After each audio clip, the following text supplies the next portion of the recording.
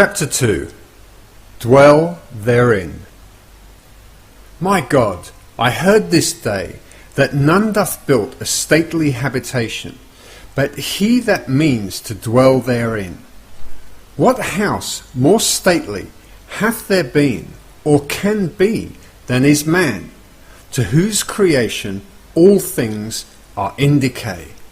George Herbert. I wish it were true of man's noble dreams, but unfortunately, perpetual construction, deferred occupancy, is the common fault of man. Why build a stately habitation unless you intend to dwell therein? Why build a dream house and not dwell therein? This is the secret of those who lie in bed awake while they dream things true. They know how to live in their dream until, in fact, they do just that. Man, through the medium of a controlled waking dream, can predetermine his future. That imaginal activity of living in the feeling of the wish fulfilled leads man across a bridge of incident to the fulfillment of the dream.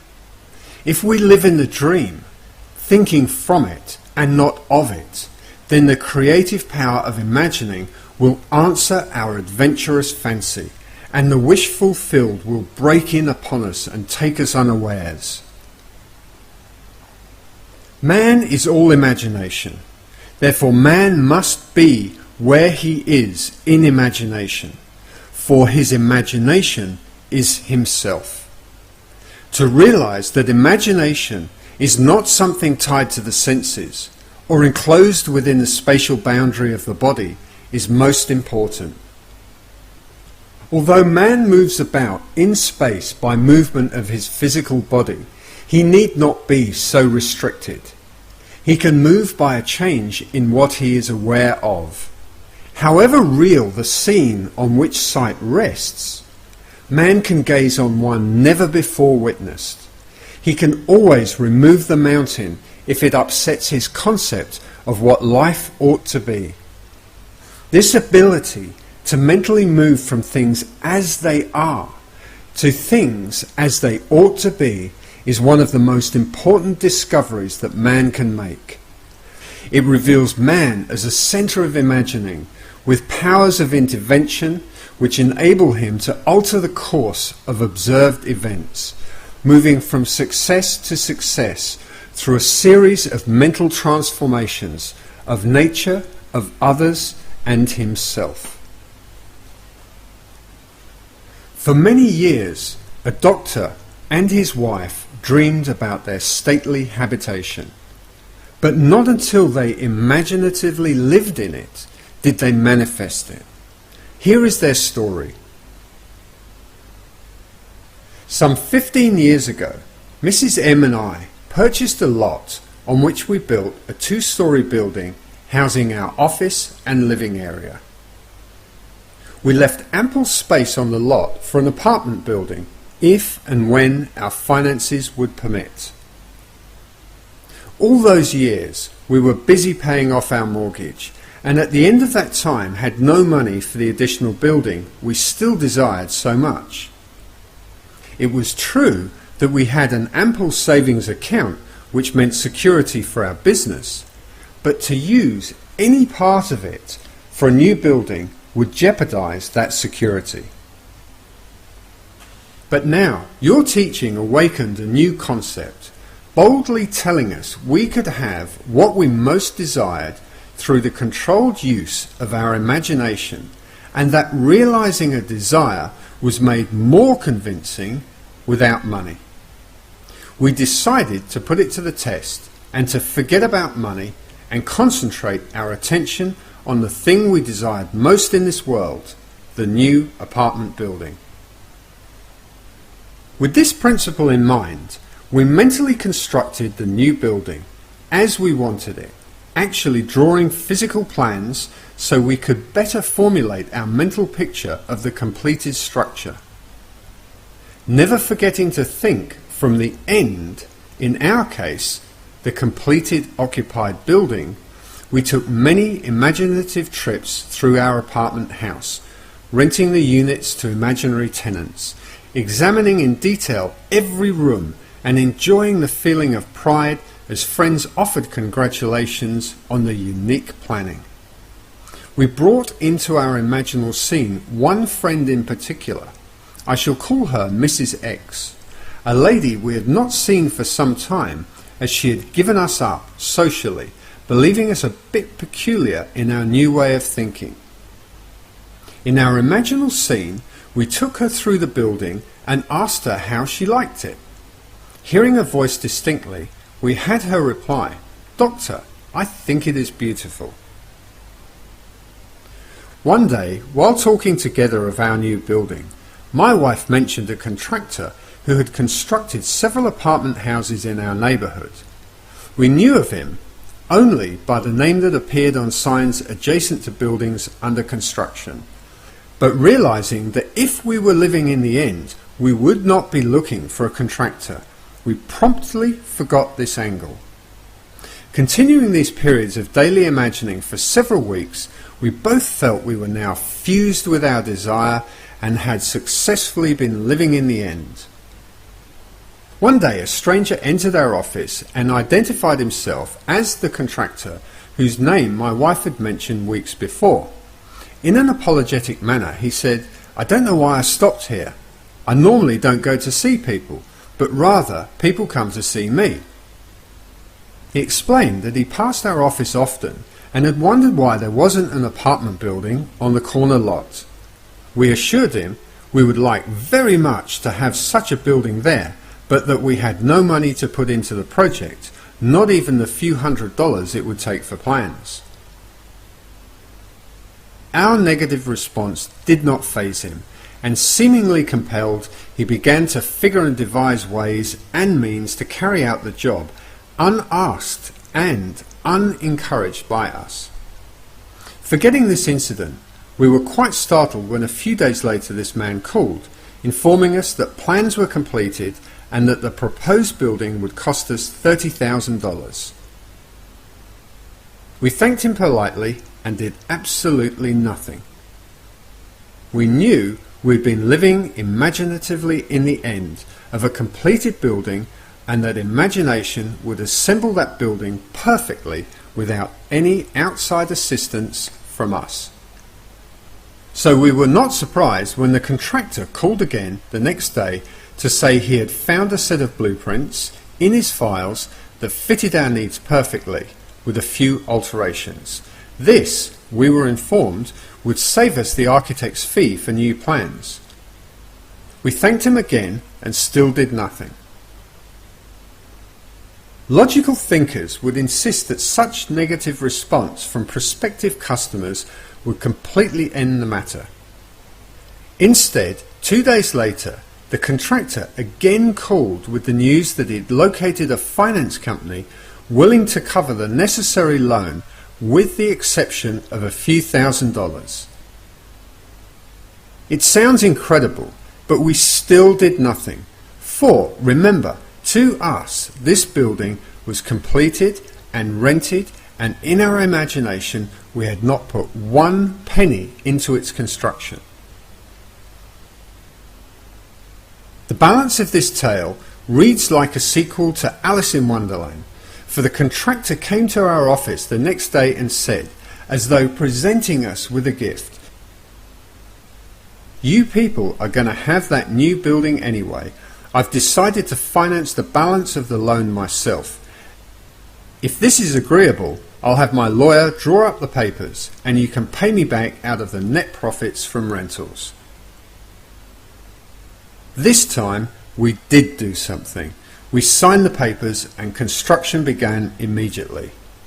Most of the apartment units were rented before final completion, and all but one occupied the day of completion.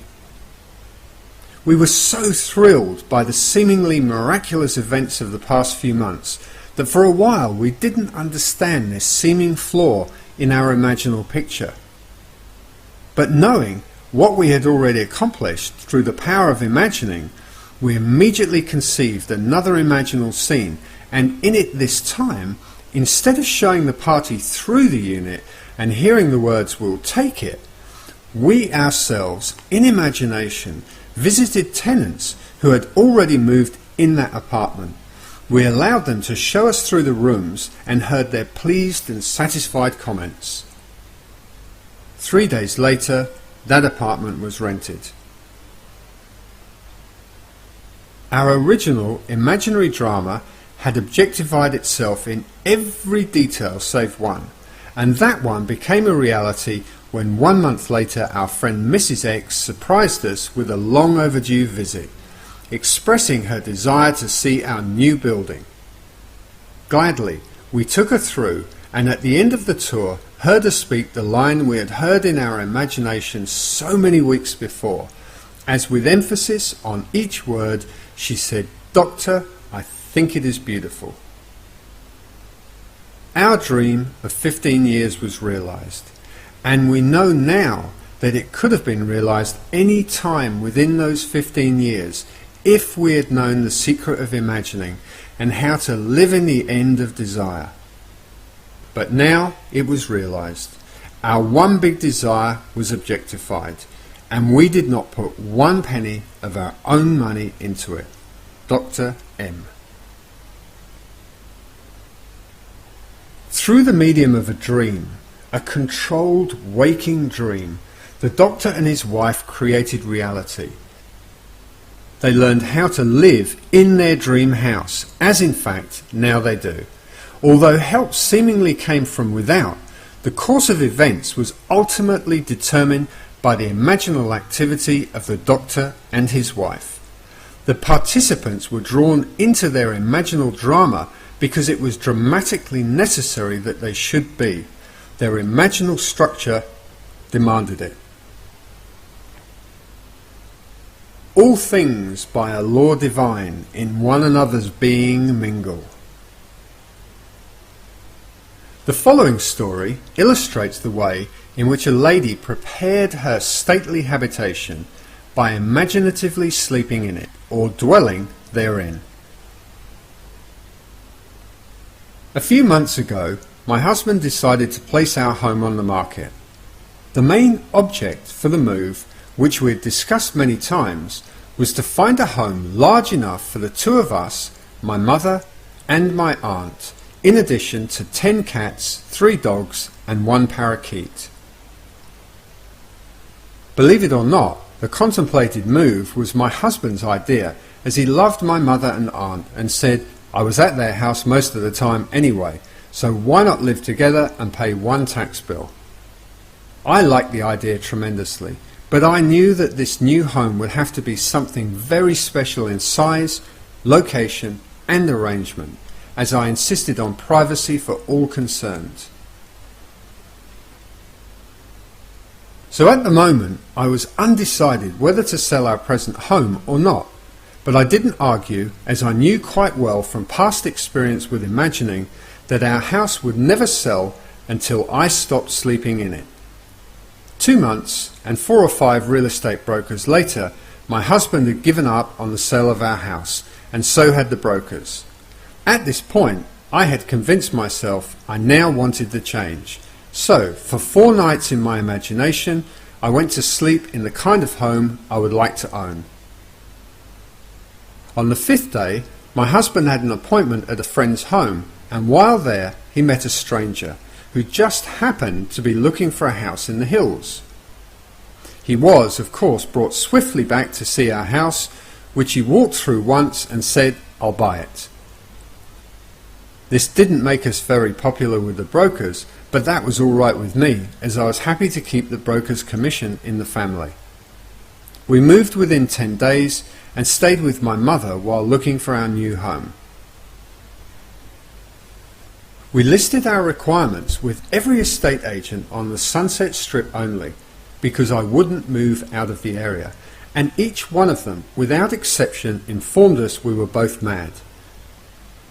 It was entirely impossible, they said, to find an older home of English style with 2 separate living rooms, separate apartments, a library, and built on a flat knoll with enough ground space to fence for large dogs and located in one particular area.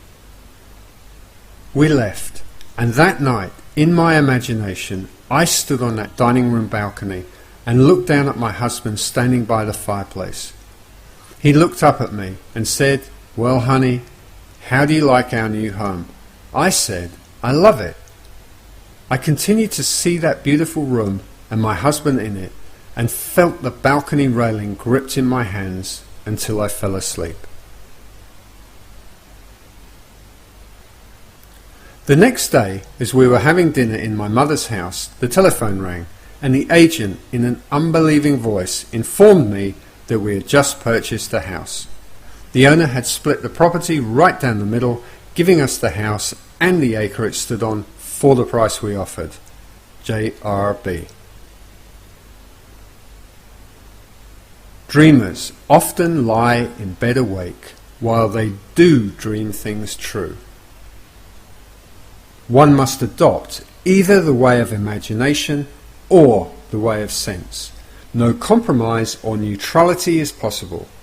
He who is not for me is against me.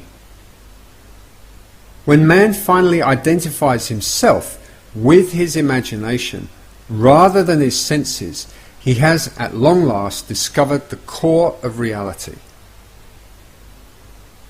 I have often been warned by self-styled realists that man will never realize his dream by simply imagining that it is already here.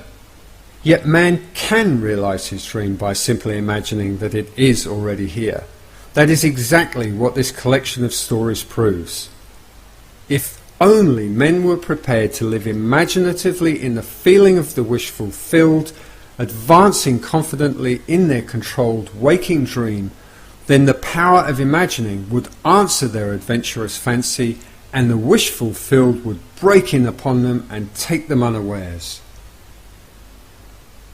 Nothing is more continuously wonderful than the things that happen every day to the man with imagination sufficiently awake to realize their wonder. Observe your imaginal activities. Imagine better than the best you know, and create a better world for yourself and others. Live as though the wish had come, even though it is yet to come, and you will shorten the period of waiting. The world is imaginal, not mechanistic. Imaginal acts, not blind fate, determine the course of history.